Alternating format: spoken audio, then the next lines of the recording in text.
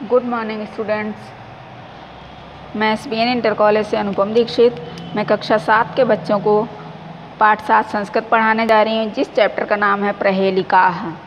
प्रहेलिकाः शब्द का अर्थ होता है पहेली। देखिए, आप लोग अपने स्कूल में अपने दोस्तों से, मित्रों से, अपने छोटे बड़े भाई बहनों से कभी न कभी पहेली पूछते होंगे। उसी प्रकार से आपके पाठ में भी आज पहेली पूछी गई हैं। आपको उनके आंसर का अनुमान लगाना है और फिर उस आंसर को श्लोक के अर्थ के बाद नीचे लिखना होगा। देखिए क्या पूछते हैं इसमें। दंतैर्हीनः शिलाभक्षी निर्जीवो बहुभाषकः गुणस्यूतिः समृद्धोपि परपादेन गच्छति। दंतैर्हीनः माने दांतों से हीन होते हुए भी, शिलाभक्षी, शिला माने पत्थर, पत्थर को खा जाता है, यानी दांत नहीं है उसके लेकिन पत्थर को खा लेता है। निर्जीवो बहुभाषकः, निर्जीव होते हुए भी बहुभाषक है, यानी बहुत बोलता है। गुणस्यूतिः समृद्धोपि परपादेन गच्छति। गुणस्यूतिः, गुण माने रस्सी या सूत, सूत से सिला हुआ है। समृद्धोपि, और समृद्ध होते हुए भी परपादेन गच्छति, दूसरे के पैरों से जाता है। क्या होगा अर्थ इसका? दांतों से हीन होते हुए भी पत्थर को खा लेता है, निर्जीव होते हुए भी बहुत बोलता है, सूत से सिला होता है, समृद्ध होते हुए भी दूसरे के पैरों से जाता है। इसका आंसर आप लोग सोचिए। इसका आंसर होगा जूता, यानी उपानः। संस्कृत में लिखेंगे उपानः। शोभितो अस्मि शिखंडेन दीर्घैः पक्षैरलंकृतः राष्ट्रियो विहगः च अस्मि नृत्यं पश्यन्ति मे जनाः। शोभितो अस्मि शिखंडेन। शोभितो अस्मि माने सुशोभित हूँ, अस्मि माने हूँ, शोभितः माने सुशोभित। मैं सुशोभित हूँ काहे से? शिखंडेन, शिखंडी माने पंख होता है, शिखंडेन माने पंखों से, मैं पंखों से सुशोभित हूँ। दीर्घैः पक्षैः अलंकृतः, और मेरे पंख जो हैं, यानी जिन पंखों से मैं सुशोभित हूँ वो पंख मेरे बड़े लंबे लंबे हैं। दीर्घैः पक्षैः अलंकृतः, मैं लंबे लंबे बड़े बड़े पंखों से सुशोभित हूँ। राष्ट्रीयो विहगः च अस्मि, मैं राष्ट्रीय पक्षी हूँ। विहग माने पक्षी, अस्मि माने हूँ। क्या हूँ मैं? राष्ट्रीय पक्षी हूँ।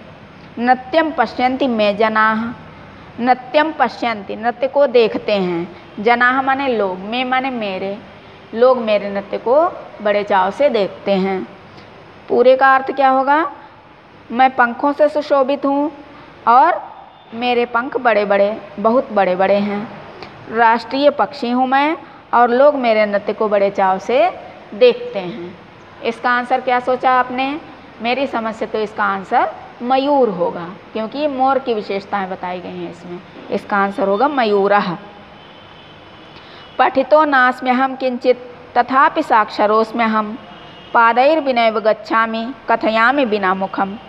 पठितो न अस्मि अहम किंचित, पठितो न अस्मि, पढ़ा लिखा नहीं हूँ। अहम माने मैं, किंचित माने कुछ भी, मैं कुछ भी पढ़ा लिखा नहीं हूँ। तथापि माने फिर भी, साक्षरो अस्मि अहम, फिर भी मैं साक्षर हूँ। पढ़ा लिखा नहीं हूँ लेकिन साक्षर हूँ। देखिए, जो लोग पढ़े लिखे होते हैं उनको साक्षर बोला जाता है, और जो लोग नहीं पढ़े लिखे यानी बिना पढ़े लिखे लोग होते हैं, अनपढ़ लोग, उनको निरक्षर बोलते हैं। तो क्या कह रहा है पहेली में? कि पढ़ा लिखा कुछ भी नहीं हूँ लेकिन साक्षर हूँ। पादैर्विनैव गच्छामि कथयामि बिना मुखम। पादैर्विनैव गच्छामि, पैरों के बिना ही दूर तक चला जाता हूँ। कथयामि बिना मुखम, और बिना मुख के भी बहुत कुछ कह देता हूँ। क्या है पहेली? कि मैं पढ़ा लिखा कुछ भी नहीं हूँ लेकिन साक्षर हूँ, पैरों के बिना ही दूर दूर तक जाता हूँ और बिना मुख के ही बहुत कुछ कहता हूँ। इसका आंसर क्या होगा? इसका आंसर होगा पत्र, पत्रम, क्योंकि पत्र जो है पढ़ा लिखा नहीं होता लेकिन उसमें बहुत सारे अक्षर लिखे होते हैं, इसलिए वो साक्षर हैं। पैर नहीं होते हैं लेकिन दूर दूर तक जाता है, इसलिए पैरों के बिना ही चला जाता है, और मुख न होते हुए भी सब कुछ कह देता है। इसका आंसर है पत्रम। प्रत्येक पहेली का अर्थ लिखेंगे, उसके नीचे उसका आंसर भी लिखते जाएंगे। पहले का आंसर है उपानः, दूसरे का आंसर है मयूरः, तीसरे का आंसर है पत्रम। अब देखिए चौथे का क्या होगा। क्वचित प्रस्तर तुल्यो अस्मि क्वचिच्च तरलम पुनः क्वचित वायु समम सूक्ष्मम माम पश्यन्ति सदा जनाः। क्वचित प्रस्तर तुल्यो अस्मि, कभी तो मैं पत्थर के समान हो जाता हूँ, पत्थर के समान कठोर दिखता हूँ। क्वचित च तरलम पुनः, और कभी मैं तरल अवस्था में हो जाता हूँ। कभी पत्थर के समान कठोर अवस्था में आ जाता हूँ और कभी मैं तरल अवस्था में आ जाता हूँ। क्वचित वायु समम सूक्ष्मम, और कभी वायु के समान सूक्ष्म बन करके वायु में मिल जाता हूँ। माम पश्यन्ति सदा जनाः, सदैव मुझे लोग देखते हैं, यानी मेरी इन तीनों अवस्थाओं को लोग देखते हैं। क्वचित प्रस्तर तुल्यो अस्मि, क्वचित च तरलम पुनः, क्वचित वायु समम सूक्ष्मम माम पश्यन्ति सदा जनाः। कभी मैं पत्थर के समान कठोर होता हूँ, कभी तरल अवस्था में आ जाता हूँ, कभी वायु के समान सूक्ष्म बन करके वायु में मिक्स हो जाता हूँ और लोग मुझे सदैव देखते हैं। इसका आंसर क्या होगा? इसका आंसर होगा जलम, क्योंकि जल जो है जब बर्फ़ बनता है तो पत्थर के समान कठोर दिखने लगता है, बर्फ़ जब पिघलती है तो तरल अवस्था में आ जाता है। उसके बाद जब गर्म होता है जल तो भाप बन करके वायु में मिक्स हो जाता है और जल को लोग हमेशा देखते भी रहते हैं, इसलिए इसका आंसर होगा जलम। फिर है पांचवी पहेली। रेफादौ मकारोन्ते वाल्मीकि यस्य गायकः सर्वश्रेष्ठम यस्य राज्यम वद कोऽसौ जनप्रियः। रेफादौ मकारोन्ते, क्या कहा है पहेली में? क्या पूछा गया है कि रेफ आदौ, आदौ माने आरंभ में, रेफ है, रेफ का मतलब होता है रा अक्षर, यानी आरंभ में जिसके रा है, मकारोन्ते और अंत में मकार है अर्थात माँ है। प्रारंभ में रा है, अंत में माँ है।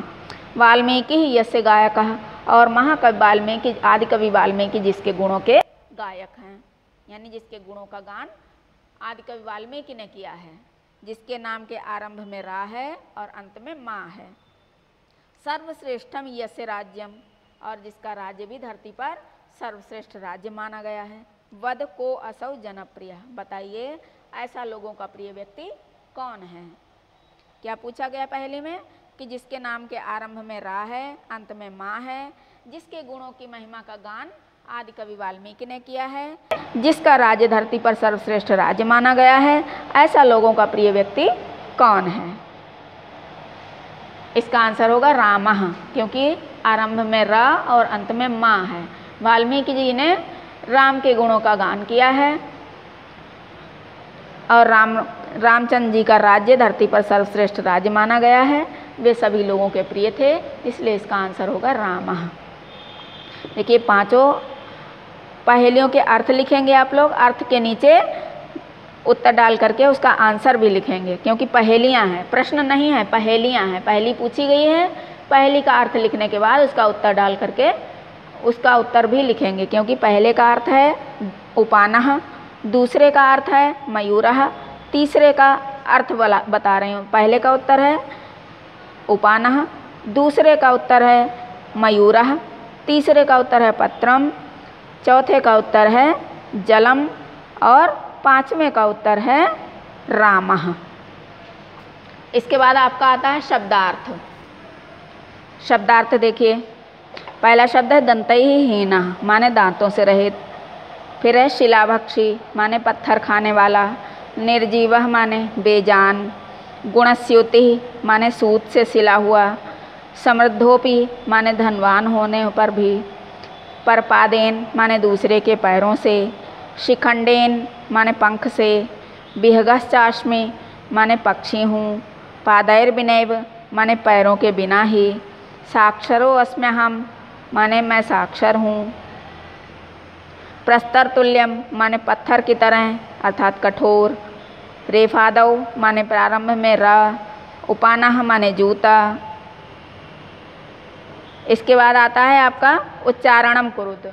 उच्चारण करने वाले कठिन शब्द दिए गए हैं जिनका आप उच्चारण करेंगे।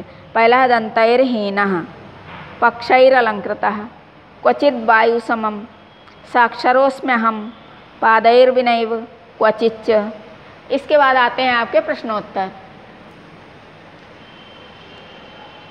प्रश्नोत्तर में है एक पदेन उत्तरत, एक शब्द में उत्तर दीजिए। पहला प्रश्न क्या है? दंतैहीनः शिलाभक्षी कः अस्ति। दांतों से हीन शिलाभक्षी कौन है? आंसर होगा उपानह। चाहे उपानत लिखिए चाहे उपानह लिखिए, दोनों शब्द एक ही हैं। दूसरा है पादैः बिना कः गच्छति, पैरों के बिना कौन जाता है? आंसर होगा पत्रम। थर्ड क्वेश्चन, राष्ट्रीयः विहगः कः अस्ति, राष्ट्रीय पक्षी कौन है? आंसर मयूरः। फोर्थ क्वेश्चन, कस्य राज्यम सर्वश्रेष्ठम, आंसर होगा रामस्य। किसका राज्य सर्वश्रेष्ठ है? राम का। फिफ्थ क्वेश्चन, पाठे जलस्य कति रूपाणि वर्णितानि, पाठ में जल के कितने रूपों का वर्णन किया गया है? आंसर होगा त्रीणि। त्रीणि माने 3 होता है। पाठ में जल के 3 रूपों का वर्णन किया गया है। कौन कौन से? ठोस, द्रव और गैस। ठोस अवस्था में बर्फ, द्रव अवस्था में जल और गैस अवस्था में वाष्प, यानी जल के 3 रूपों का वर्णन किया गया। आंसर होगा त्रीणि। इसके बाद आता है मंजूषातः पदानि चित्वा रिक्त स्थानानि पूरयत, सूची में दिए गए शब्दों को चुन करके रिक्त स्थानों की पूर्ति कीजिए। छात्राः सदा शिक्षकं नमन्ति, पहले में सदा, छात्राः सदा शिक्षकं नमन्ति। दूसरा है असत्य वचनम न कथनीयम, असत्य वचनम न, रिक्त स्थान में न भरा जाएगा। प्रतिदिनम दंत धावनम स्नानम च कुर्यात, च भरा जाएगा तीसरे में। प्रतिदिनम दंत धावनम स्नानम च कुर्यात। चौथे में जलम बिना जीवनम न संभवति, चौथे में बिना भरा जाएगा, जलम बिना जीवनम न संभवति। पांचवा स्वपाठम पुनः पठ, पुनः, पांचवे में पुनः, स्वपाठम पुनः पठ। इसके बाद क्या है? पाठे प्रयुक्तानि लट लकारस्य क्रियापदानि लिखत, पाठ में प्रयोग किए गए क्रियापद लट लकार के शब्दों को लिखिए। लट लकार के शब्द कौन कौन से हैं? जैसे गच्छति, अस्मि, पश्यन्ति, गच्छामि, कथयामि, इनको लिखेंगे। इसके बाद आती है एक्सरसाइज संधि विच्छेदम कुरुत, संधि विच्छेद कीजिए। देखिए इससे पहले भी मैंने बताया कि संधि विच्छेद, संधि माने होता है शब्दों को मिलाना, संधि शब्द का अर्थ ही है मिलाना या जोड़ना। तो 2 शब्दों को या 3 शब्दों को एक में मिलाकर के लिखने की क्रिया संधि कहलाती है। और जब उनको अलग करके लिखना होता है तो उसको संधि विच्छेद कहते हैं, यानी 2 या 2 से अधिक शब्द एक साथ मिलकर के लिखे हुए हैं, उनको अलग करने की क्रिया ही संधि विच्छेद कहलाती है। शब्द क्या दिया है? समद्धो अपि। एक चीज़ का और ध्यान रखना है, जब हम संधि विच्छेद करेंगे तो हमारे 2 या 3 जो भी शब्द दिए गए हैं एक के साथ, उनको जब हम अलग करके लिखेंगे तो उन सभी अलग अलग अर्थों का अर्थ भी, अलग अलग शब्दों का भी स्पष्ट अर्थ होना चाहिए। अगर अर्थ स्पष्ट नहीं होगा, क्लियर नहीं होगा, तो वो संधि विच्छेद आपका गलत माना जाएगा। देखिए समृद्धो अपि, विच्छेद करके अलग करके कैसे लिखेंगे? समृद्धः अपि। फिर है शोभितो अस्मि, शोभितः अस्मि। मकारोन्ते, मकारः अन्ते। क्वचिच्च, क्वचित, ता में नीचे हलंत लगेगा, क्वचित प्लस च, इस प्रकार संधि विच्छेद हो गया। फिर आपका आता है उपयुक्त शब्देन वाक्यम पूरयत, ब्रैकेट में 2 शब्द दिए गए हैं, 2 में से एक शब्द उचित है जिसको भर करके आपको सेंटेंस को कंप्लीट करना है। देखिए मयूराः, फिर दिया है नृत्यति और नृत्यन्ति। मयूराः बहुवचन शब्द है, इसलिए बहुवचन वाला ही शब्द इसमें भरेंगे, नृत्यन्ति भरेंगे। मयूराः नृत्यन्ति, मोर नाचते हैं।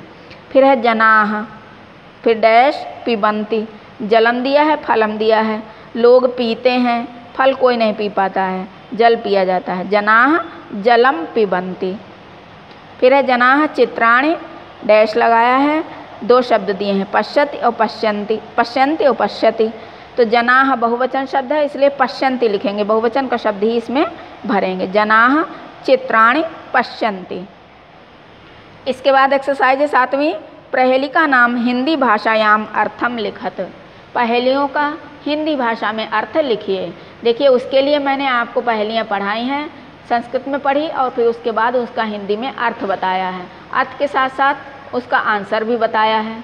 तो पहले आप क्या करेंगे? पहेली लिख करके उसका अर्थ लिखेंगे, अर्थ लिखने के बाद उत्तर डालेंगे उसका, क्योंकि पहेली का उत्तर मालूम होना बहुत ज़रूरी होता है। जिससे आप कभी अपने मित्रों से, अपने घर में किसी से पूछ भी सकते हैं वो पहेली। तो आपको उसका आंसर मालूम होना बहुत ज़रूरी है। अगर आपको आंसर नहीं मालूम होगा तो आप जब पूछेंगे किसी से पहेली तो वो अगर नहीं बता पाया तो आप उसको आंसर नहीं बता पाएंगे आप भी। इसलिए उसका अर्थ लिखने के बाद आंसर भी लिखेंगे उनका।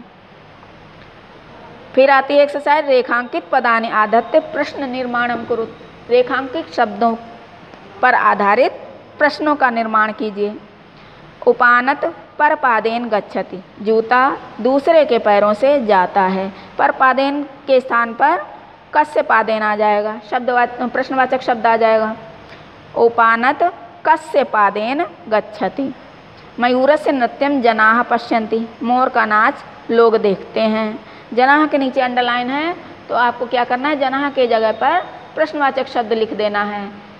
मयूरस्य नृत्यम के पश्यन्ति, मोर का नाच कौन देखते हैं। पत्रम पादेन बिना गच्छति, पत्र पैरों के बिना जाता है। पादेन के नीचे अंडरलाइन है तो यहाँ पर प्रश्नवाचक शब्द लिखेंगे। पत्रम कस्य बिना गच्छति, पत्र किसके बिना जाता है, पादेन के स्थान पर कस्य। फिर है हिमः जलस्य एव रूपम अस्ति, हिम माने बर्फ होता है, बर्फ भी जल का ही रूप है। हिमः के नीचे अंडरलाइन है तो हिमः के स्थान पर लिखेंगे कः, जलस्य एव रूपम अस्ति, कौन जल का ही रूप है। इस प्रकार से आपकी एक्सरसाइज और चैप्टर दोनों चीज़ें समाप्त होती हैं। अगले वीडियो में अगले चैप्टर के साथ मिलूंगी। Thank you class.